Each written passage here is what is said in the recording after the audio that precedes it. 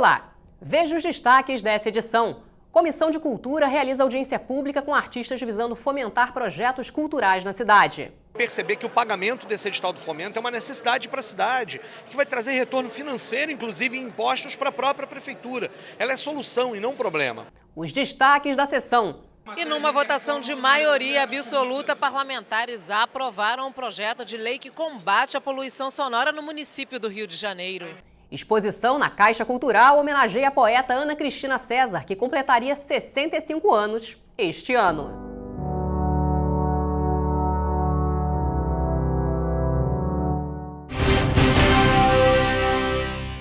Comissão de Cultura discute o fomento das atividades artísticas na cidade e amplia a discussão sobre a construção de um plano municipal cultural para o Rio.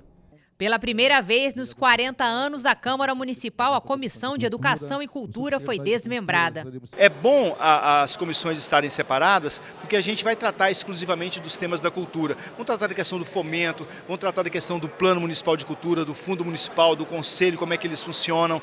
Vamos tratar também da questão do território, como é que a gente atinge a cidade toda, acabar com aquela história que as pessoas diziam que a cultura só está no centro e na zona sul da cidade, né? Lembrar isso e fazer isso pipocar pela cidade toda. E uma das primeiras missões da comissão, presidida pelo vereador Raymond, foi reunir artistas e a Secretaria Municipal de Cultura para tratar do fomento de 2016, que ainda não foi pago. A secretária Nilcemar Nogueira não compareceu à audiência. A sua equipe esteve presente na mesa junto com os vereadores da comissão, Tarcísio Mota e Renato Moura. O subsecretário Carlos Correia destacou o corte de 25% de todas as secretarias. É mais que orçamento, é financeiro também. A gente, inclusive no ano passado, quando ele foi lançado com uma cláusula que gerava expectativa de direito e não uma expectativa, um direito de fato, né? Então, e hoje nós não temos, nós tivemos redução de 25% orçamentária por conta da queda da arrecadação. Produtores, artistas, técnicos e trabalhadores da cultura em geral lotaram o plenário e protestaram.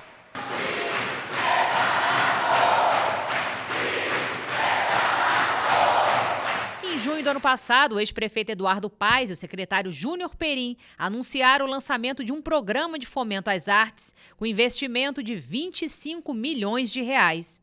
Dos quase 2.500 projetos inscritos, 204 foram selecionados. Paes deixou o governo sem pagar o edital e o atual prefeito Crivella e a secretária de Cultura Nilcemar até agora não acenaram com a possibilidade de pagamento desse edital. A não execução de 6.500 contratos diretos que estão previstos, sendo que 5.000 contratos diretos com trabalhadores da cultura e 1.500 contratos diretos com serviços relacionados à cultura. Além disso, está previsto um público de 500 mil pessoas, meio milhão de pessoas. E a não execução de 204 projetos que estão descentralizados por todas as áreas de planejamento da cidade, sendo que a área de maior atuação dos projetos da cultura é a Zona Norte, nos bairros da Penha, Madureira, Pavuna e Maré. O que a secretária está pedindo nesse tempo, em diálogo com a Secretaria de Governo, Secretaria de Fazenda, é um tempo para poder realizar todos os estudos necessários, tendo em vista ver como viabilizar as condições para cumprimento dessa obrigação. A partir do momento que a Secretaria de Cultura compreender que esses projetos que foram aprovados, portanto, participaram de um concurso de outros 2.000 projetos, foram 204 aprovados, que esses projetos são importantes para a cidade, a partir do momento que tiver essa concepção, aí o orçamento chega. Para que situações como essa do fomento não voltem a acontecer, uma das propostas dos artistas é a criação de uma lei da cultura. O mais importante é transformar isso numa política de Estado, ou seja, prever o fomento dentro da lei. Acho que essa audiência foi fundamental para que a gente pudesse ouvir a sociedade civil e perceber que o pagamento desse edital do fomento é uma necessidade para a cidade, que vai trazer retorno financeiro, inclusive em impostos para a própria prefeitura. Ela é solução e não problema. O vereador Rafael Luizio Freitas participa de várias frentes parlamentares na Câmara Municipal e preside 2 comissões especiais. É a nossa entrevista de hoje com o repórter Marcelo Vieira. O vereador Rafael Aloysio Freitas preside a comissão que trata dos polos gastronômicos da cidade e também uma outra que trata do licenciamento dos food trucks e também das cervejas artesanais. 2 audiências públicas dessas comissões já estão marcadas para o início do mês que vem. Vereador, vamos falar primeiro dos polos gastronômicos. Qual a importância dessa comissão especial? Qual é o objetivo da nossa comissão? É você conseguir fazer um padrão de regulamentação para todos os polos da cidade. Eu acho que assim a gente vai conseguir fortalecer esses polos, realmente definir que esses polos têm um papel importantíssimo na geração de renda, na geração de emprego e, enfim, no desenvolvimento econômico local das mais diversas partes da nossa cidade. Então eu quero, com essa comissão, chegar ao ponto de conseguir definir uma legislação através de projetos de lei mesmo, e a gente consiga definir realmente o papel desses polos gastronômicos na cidade. Vereador, e que segmentos vão participar dessa primeira audiência pública que está marcada? Nessa primeira audiência que está marcada para o dia 2 de maio, que vai tratar dos polos, a gente vai convidar todos os empresários, comerciantes e pessoas que têm relação com esses polos, né, pessoas que trabalham nesses polos. Convidaremos também as autoridades municipais, que hoje são responsáveis pela regulamentação do licenciamento dessas atividades inerentes aos polos, e outras também autoridades que dizem respeito ao dia a dia ali daquelas áreas onde esses polos são constituídos. Em relação aos food trucks e cervejas artesanais, o que a comissão pretende? Hoje, na legislação vigente, essas microcervejarias, elas são consideradas como pré-requisito, os pré-requisitos para que sejam legalizadas são os mesmos de uma grande indústria cervejeira, o que é totalmente diferente. A gente precisa diferenciar quem é quem. Esses novos empresários ou as pessoas que são ligadas a esses ramos são pessoas que estão produzindo, que estão fazendo coisas que são completamente diferentes da indústria cervejeira tradicional. E a gente precisa saber diferenciar. O que eu quero com essa comissão é que, ao final dela, nós possamos, em conjunto, constituir também uma lei que defina os parâmetros de licenciamento que sejam adequados, né, para a cidade, com relação aos food trucks, e o licenciamento para as microcervejarias artesanais aqui na cidade do Rio. Veja agora os destaques da sessão. A parlamentar Marielle Franco voltou a criticar a violência nas escolas da rede municipal de ensino. Mais uma profissional da educação atingida por uma bala de raspão dentro de uma creche municipal, inclusive que ela estava segurando uma criança, né? Então, responsabilidade do executivo, responsabilidade de nós, vereadores e vereadores dessa casa, responsabilidade de quem pensa a comunidade escolar, de quem está falando sobre vagas. Estou vendo aqui também, para além de ser um concurso específico, de profissionais do município que nós temos responsabilidades e, infelizmente, pouco é falado, né?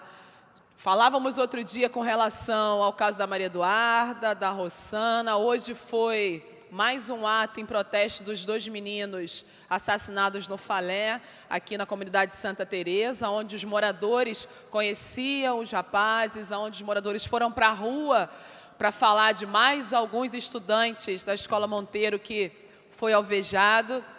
Vereadores citados na lista da Lava Jato se defenderam das acusações. Eu nunca na minha vida conversei, eu não vou dizer com qualquer empresário, mas certamente nunca conversei com ninguém do Odebrecht sobre política.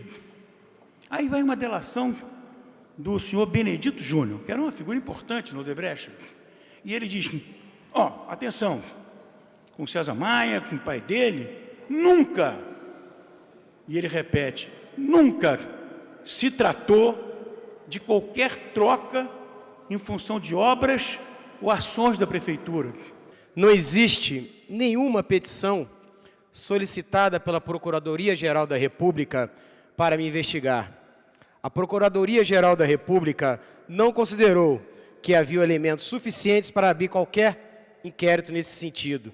E assim está publicado na decisão do ministro Fachin do Supremo Tribunal Federal.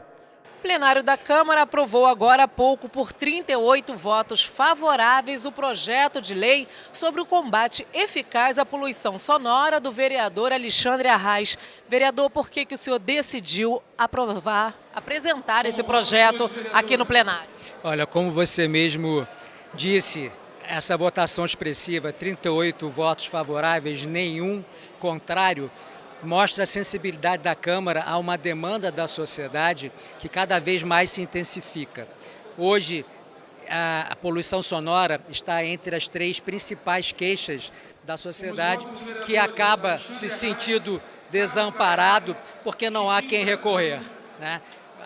O 190 da Polícia Militar é hoje utilizado com esse objetivo, porque o cidadão não encontra na prefeitura ninguém que faça o controle da poluição sonora. Parlamentares aprovaram um projeto de lei que tomba por interesse histórico e cultural o imóvel do Quartel-General da Polícia Militar do Estado do Rio de Janeiro. Agora os destaques do Diário Oficial da Câmara Municipal dessa terça-feira. Agora é lei. De autoria do vereador João Mendes de Jesus, torna obrigatória a criação de espaços abertos, respeito e inclusão social, participação cívica e emprego, comunicação e informação e apoio comunitários e serviços de saúde. Tudo dentro do Guia Rio de Janeiro, Cidade Amiga do Idoso. O vereador Renato Cinco apresentou 2 medidas sobre proibição de perguntas em questionários de emprego, admissão ou adesão de empresas públicas ou privadas. 2 projetos de lei. Um proíbe inquirir sobre consumo de psicotrópicos e exigir exames tecnológicos em processos seletivos. Outro projeto de lei proíbe indagar sobre orientação sexual, gênero e intenção de ter filhos do candidato à vaga. O vereador Tiago Carribeiro apresentou o projeto de lei que obriga bares, restaurantes e similares, sempre que solicitada, a comanda individual que permita o controle do consumo pelos clientes. Na última página, destaque para os vários polos do Rio e a união de esforços para o desenvolvimento da cidade. Ela foi homenageada na Festa Literária Internacional de Paraty no ano passado, a Flip. A poeta Ana Cristina César, que completaria 65 anos, é expoente da chamada poesia marginal dos anos 70 e sua obra está em exposição na Caixa Cultural. Veja na reportagem de Gabi de Saboia. Precisaria trabalhar, afundar, como você, saudades loucas nessa arte ininterrupta de pintar. A poesia não, telegráfica, ocasional, me deixa sola, solta, à mercê do impossível, do real. São essas palavras da poeta Ana Cristina César que conduzem a exposição que está em cartaz na Caixa Cultural. São escritos, fotografias, vídeos e objetos do acervo pessoal de Ana Cristina, poeta carioca, tida como uma das principais artistas da geração que marcou os anos 70 no Brasil. A mostra é um duplo convite. O público pode entrar em contato com os escritos e a trajetória de Ana e, ao mesmo tempo, questionar e refletir sobre suas obras. Aqui, a escrita está em toda parte e podemos pensar sobre as possibilidades de escrever, já que Ana Cristina fazia poemas antes de escrever. Aos 4 anos, ela já os ditava para sua mãe. A mostra é dividida em 4 núcleos: textual, fotográfico e videográfico, sonoro e infantil. A gente pensou de trazer a poesia da Ana Cristina César para o público infanto-juvenil como uma forma de incentivo à leitura, de um maior contato com a escrita, com as questões que ela aborda, não necessariamente a obra dela, que a gente sabe que não é voltada para a criança, né? Mas a gente pensou assim, de trazer mesmo adolescentes e a partir de 10 anos para pensar e fazer umas atividades dirigidas por educadores para incentivar a leitura, conhecer um pouco mais da literatura nacional. E aí a gente traz o mote também de conhecer um pouco mais da Ana Cristina. Ana deixou uma extensa produção de escritos, diários, correspondência e até mesmo esboços e desenhos. O movimento literário Poesia Marginal floresceu num momento conturbado do país. O Brasil enfrentava a ditadura militar. Enquanto todas as atenções estavam para fora, Ana Cristina César se destacou pelo seu movimento intimista e coloquial. E é esse universo da artista que a exposição busca retratar. Ela trazia sempre para uma escrita mais íntima, era uma maneira dela falar sobre o feminino também, sobre a literatura feita por mulheres. Tinha uma força política também nesse sentido, né? Embora não fosse explicitamente política, mas tinha essa força. O jogo que ela fazia com a intimidade tinha também esse propósito de falar sobre a literatura feita por mulheres, que começava na intimidade sempre. Ana diferenciou-se dos seus contemporâneos por conta de um senso estético ímpar. Seu discurso era construído na primeira pessoa e cultuava a experiência e o instante. E é essa experiência que podemos viver na exposição ao ver, ler e ouvir os poemas da artista narrados por ela mesma. Ana Cristina César, que além de poeta foi professora, tradutora, ensaísta e pesquisadora, completaria 65 anos em 2017, mas interrompeu a vida precocemente com apenas 31 anos de idade. Aqui, os poemas ganham corpo e podemos mergulhar no prazer do seu texto. Refletimos como uma artista teve uma carreira tão meteórica e produziu tanto em tão pouco tempo. Podemos experimentar a sensação de ficar, como diz o poema de Ana, à mercê do impossível.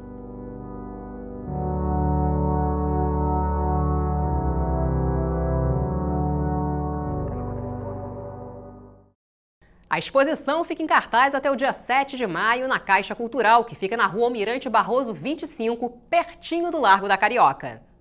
E o Câmara Rio Notícias fica por aqui. Até amanhã.